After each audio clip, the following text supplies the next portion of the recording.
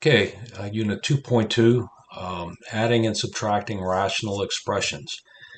Again, remember, a rational expression is just a fraction, right? So when we add and subtract fractions, the thing that we have to have in place to do that is you got to have a common denominator, which will make this a little bit more complicated as we move through this section.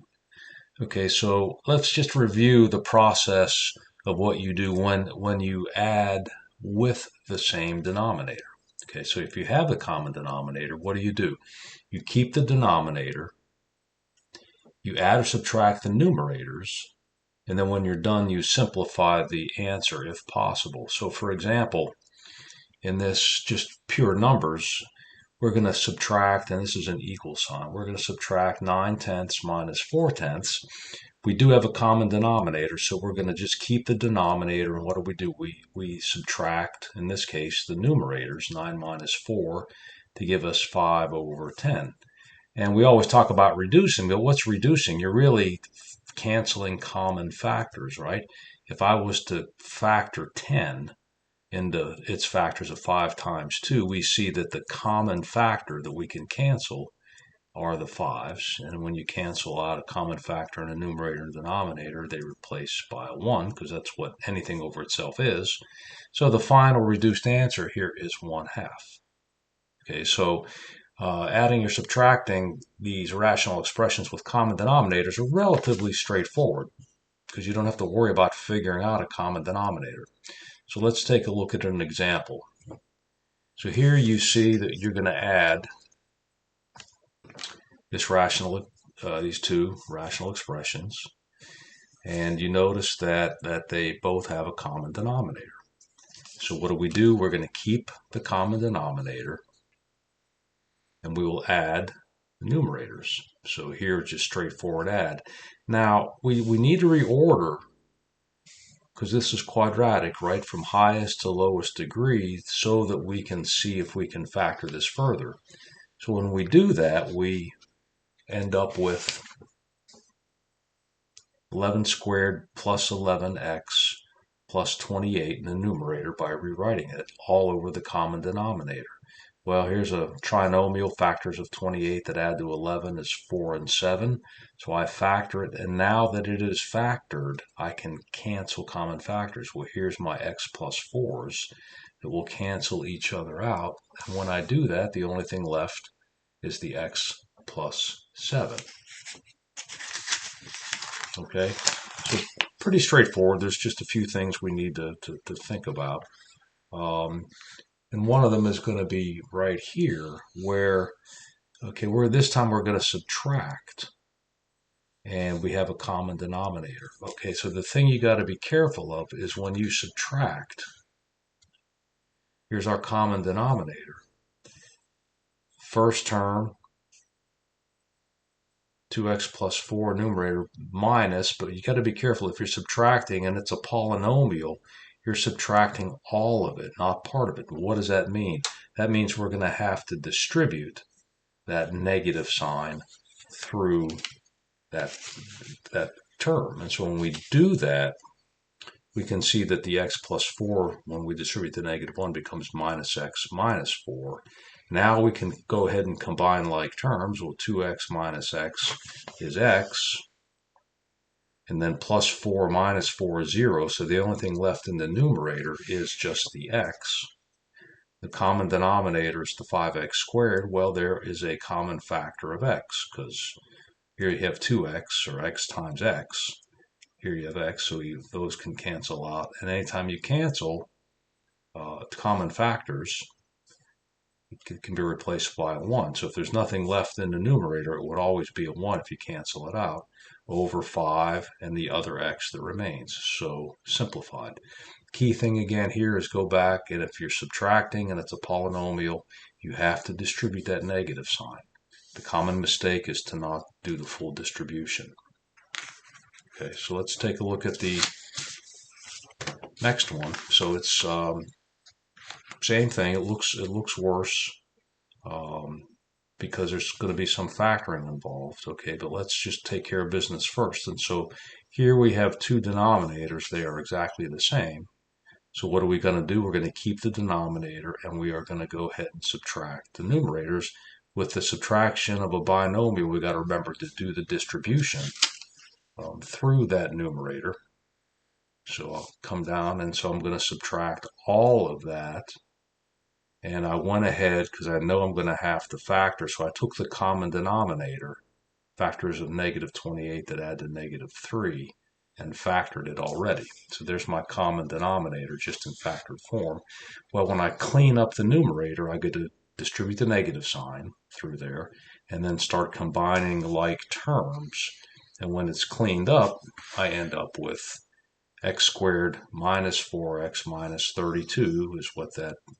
And now, like always, it's a trinomial. If it can be factored, I factor it. Well, factors of negative 32 that add to negative 4 would be minus 8 plus 4. And then I look for cancellations. Well, the x plus 4 is in the numerator and denominator. The x minus 8 and the x minus 7 do not cancel. And so therefore my final answer is the x minus 8, x minus 7. Okay? So there'll be plenty of homework problems with just a common denominator. Then something that comes up that we talked about in the last section is opposites, right? What happens if we have a situation where the denominators are very close, but they're off by signs? So you can see this denominator is x minus y, this denominator is y minus x. So they're exactly the same, except the signs in the second one are opposite of what the signs are here. Every sign is backwards. So what do? We can factor out a negative 1, like we talked about for opposites, and then rewrite the order with the signs here. So now the y minus x becomes minus the x minus y. And so now these are common denominators. This minus sign, a positive over a negative, is a negative. So when I add a negative, so this minus sign, you can think of it as being in front of that term. When you're adding a negative, it is subtraction. So this problem gets rewritten. Instead of an addition problem, it becomes a subtraction because of this negative sign that I factored out. Again, adding a negative is really subtraction. So the key thing is when you have an opposite in the denominator, rewrite it such that you have the common denominator, and the sign that's in front of the second term, flip it to its opposite. Okay, so in this case, the plus sign becomes a negative. Now we do have a common denominator, right? And we can go ahead and complete the problem. So it'd just be, 2 minus 3 is a negative 1 over x minus 1. Okay? Now, so let's take a look at a similar problem. We've got opposites in the denominator. I want these both to be x minus 5 like this. So what do? I can factor out the negative 1 out of this, the opposite. And what will I do? I will flip the sign from positive here to negative. So when I do that, I end up with x squared over x minus 5. Nothing changes. The sign is going to flip to its opposite. So from addition to subtraction. And the denominator is now the same, x minus 5, 25 on the numerator. And then, as always, factor and cancel. So that's a difference of squares. So it's x minus 5, x plus 5 over x minus 5. The x minus 5's cancel. And you're left with x plus 5. Okay, so those are opposites. Now, the hardest in this unit by far is what do you do when you do not have a common denominator? Okay, so the first step is you got to figure out what is the lowest common or least common denominator. And then you have to rewrite one or both fractions so that it will have that common denominator. And so how do we do this? I'll do it with numbers first, but you factor each denominator. So whatever the denominators are, you fully factor it. You identify unique factors. Every factor that's different is going to be part of the common denominator. And if there's an exponent on one of the factors, in other words, it's repeated, you always take the highest exponent that exists, and then you end up multiplying all those factors together. So for example, if we were just looking at numbers, 12, 15, and 20, and we're trying to find out what is the lowest common denominator if these were denominators, well, if we were to factor each, so we'll take it to prime factors. So 12 is 2 times 2 times 3, 15 is 3 times 5, 20 is 2 times 2 times 5. And so the steps are identify unique factors. Well, we have 2s, 3s, and 5s. So I know that our lowest common multiple has to have a 2, a 3, and a 5 in it, but it also has to have the most number of times that any one of them occur. Well, both of these have 2 2s in them. So our lowest common denominator will also have the 2 2s. So all the unique factors, the most number of times that it occurs in any one factorization. When you multiply these together, you get 60. Okay. In some ways, numbers are going to be a little bit more complicated actually than the polynomials. Okay, so let's take a look over here. You've got two terms with denominators. All we're looking at is determining the common denominator. We're not going to do any math on it. So if these are the two denominators, then what are all my unique factors? Well, there's an x minus 7. There's an x minus 1. If I go to the other one, there's another x minus 1. Well, that's a repeat. So I don't need it again because there's no bigger exponent on it. And then x plus 12, that's unique. So the lowest common denominator is each unique factor with the highest exponent, where there's no exponent other than 1 on any of these. Okay? So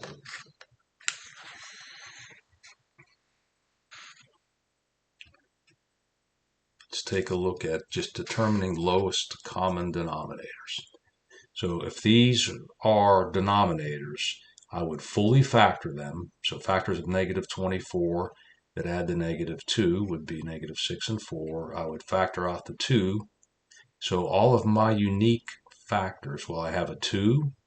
I've got an x plus 4 right here. Up here, I got an x plus 4. I already have it, so I don't need to write it again. And I got an x minus 6. So that would be the lowest common denominator. One more example here, I would factor this. Well, this is a perfect square trinomial, x plus 4 times x plus 4.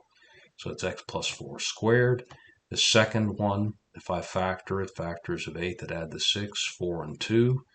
And so when I look at my lowest common denominator, least common multiple, I've got x plus 4s in both, but I've got to take it twice because that's the highest exponent that occurs. And then I also have an x plus 2. So this would be the lowest common multiple. Okay, so step one is you got to figure out what that lowest common denominator is. And then once you do that, you have to be able to start to rewrite these with common denominators. Okay, I'm going to skip the numbers because honestly the numbers may create a little bit of confusion. I'll explain it in class. And you can certainly look at this, but I'm going to go right to the polynomials to save time and make this a little bit easier. So let me cover up. So here I'm just going to add these two terms, but they do not have a common denominator. Well, this is relatively easy because the common denominator is just going to be the two different terms in the denominator. So my common denominator will be x plus 2 times the x minus 1. Okay, so what do? Well, I got to create a fractions that have a common denominator. Well, my first term, the 1 minus x plus 2, what factor is it missing in the common denominator? Well, it's missing the x minus 1. So I'm going to add the x minus 1 to the denominator to create the fraction with a common denominator. But if I add an x minus 1 in the denominator, I have to put it in the numerator because I have to multiply this fraction by a 1 in order to not change its value. So the missing denominator, the missing factor that I need for the denominator also goes in the numerator. Well, if I come over here to the x minus 1 term, the 3 over x minus 1, well, it's missing the x plus 2. So I will add it, but I got to put it over itself. So now notice that now both of these fractions will, when I do the multiplication to combine them together, will have the common denominator. Okay, so what do? I'll keep the common denominator because they both contain it. And here I got to multiply first. Well, if I distribute the 1, I just get x minus 1. And over here, plus, and then if I distribute the 3, I get 3x plus 6. So then we combine up all the like terms, right? So 3x plus x is 4x minus 1 plus 6 is 5, all over the common denominator. And then I simplify if I can. Well, 4x plus 5 cannot be factored. So this is as simple as it can get. Okay. So again, you can rewatch this, but the key thing is once you get the common denominator, you add that denominator, missing pieces to the denominators, but you have to do it to the numerator too in order to not change the overall value. So let's take a look at a couple more examples. Okay, so I'm going to add these two. I got x plus 4 here. I got x squared minus 16. Well, I got to factor that. X squared minus 16 is x plus 4x minus 4. It's a difference of squares. So therefore, the lowest common denominator, well, these both have x plus 4s. So that will be part of it. And this also has an x minus 4. So my lowest common denominator will be x plus 4, x minus 4. So when I take a look at this first fraction, I've got the x plus 4. What am I missing? I'm missing the x minus 4. So I'm going to multiply this fraction by what's missing, the x minus 4 over x minus 4. So here it is right here. So now this will have the common denominator. Over here, I already have the full common denominator, so I don't need to do anything else. So I'll just keep this as x plus 36. And now since I have the common denominator, I'll keep it. Now I'll go ahead and distribute this 4 through the x minus 4 to get 4x minus 16 and add it to the existing numerator on the second fraction. Combine together 4x plus x minus 16 plus 36. And then if I can factor this, which I can pull out a 5. So that factors to 5 times x plus 4. And then I have a cancellation here. So the x plus 4's cancel. What's left is 5 over x plus 4. Okay, one more example. And this is stuff you have to just work on because it can be complicated.